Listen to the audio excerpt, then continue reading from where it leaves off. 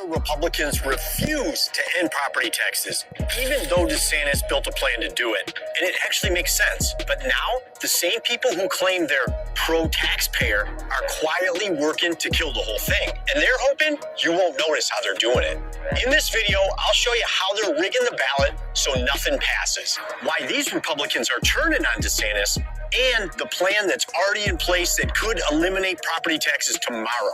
Let's jump in. Here's what's really going on. Your personal home, you shouldn't rent it from the government. You should own it. And, you're paying taxes for 50 years, but even for young families, it's become very difficult across this country to make ends meet. Wouldn't it be great if they were able to have home ownership without having the burden of property tax then? So that's coming to a ballot near you in November of 2026, and we need 60% of Florida voters to do it. And I think it's going to be very popular, but it's also something that's not an easy bar to reach when you have an election like that. So in 2026, Florida voters are going to be asked whether they want to eliminate property taxes. Sounds simple, right? It should be. But instead of putting one clear plan on the ballot, politicians are stuffing 8 different proposals into it. Not 1, not 2, 8.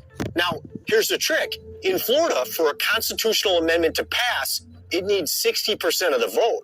That's a high bar. So what happens when you put 8 different versions of the same idea in front of voters? You split the vote. No single option gets 60%, which means none of them pass. It's not reform, it's sabotage. These politicians are saying, we're giving people a choice, but it's not a real choice. It's a setup. They know exactly what they're doing. They can claim they supported reform without ever letting any of it happen. That's the move. And now they're already lining up the excuses. Republican House Speaker Daniel Perez says the House doesn't need to just present one plan. They should let the voters pick. Here's what he said. If we have faith in the voters to elect us, we should not be afraid to let them be a part of the conversation about the taxes they pay. It sounds good, but it's designed to fail. They're also trying to sell it by saying all these proposals ban local governments from cutting law enforcement spending, which is a great thing. But guess what? That's already the law. Local governments can't cut police budgets without state approval. So this isn't new. It's just a talking point they're going to use to make it sound like they're doing something. And here's what another Republican, Juan C. Porras from Miami, had to say. We're filing a constitutional amendment to appear on the 2026 ballot that will exempt Floridians 65 and older from non-school property taxes. It's time to give back to those who built our communities. The problem is, that doesn't help all homeowners, and it still doesn't eliminate property taxes completely because it leaves in property taxes for schools. Actually, all 8 of these proposals leave property taxes in place to fund schools. So they're not eliminating anything. I'm not going to go through all 8 proposals here because they're super boring and they're probably going to change anyway. But I broke it all down for my newsletter subscribers, and if you want the full breakdown, hit the link in the description and you can check it out. I don't have kids, and I've been paying school property taxes for 28 years. Is it fair that I should keep paying for the rest of my life? And under Juan Porras' plan, I wouldn't see any property tax relief for another 15 years. That's crazy. And at Richard Galaxia on X called it out. Only 5 million Floridians are over 65 years old. What about the 18 million Floridians who are under 65 years old? This isn't what the governor's called for. Excellent point, Richard. So now the truth's out. These politicians aren't trying to fix property taxes.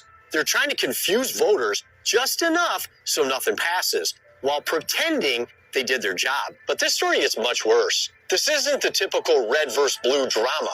The Democrats are against eliminating property taxes, no shock there, but it's the Republican lawmakers, the majority party, who are actually the ones blocking full elimination. You'd think they'd be backing DeSantis, the guy who won Florida in a landslide and actually proposed this plan in the first place. He cut the state's debt in half, stacked up $15 billion in reserves. He's the best governor in the country and will more than likely be the president one day.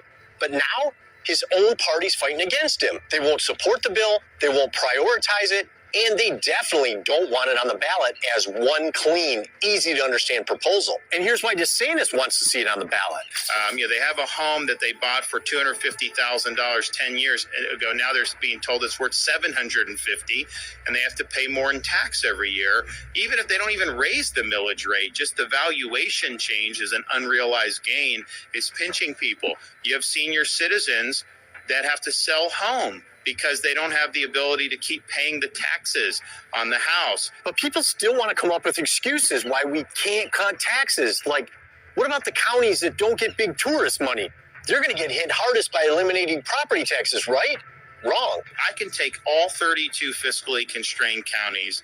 I could fund 100% of tax revenue that would be derived from a homestead, Florida residence, property taxes.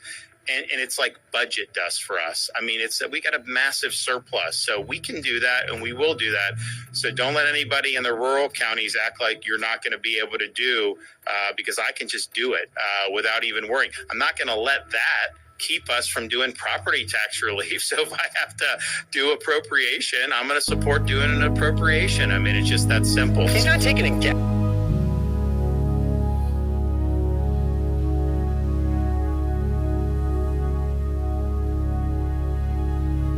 Thank you.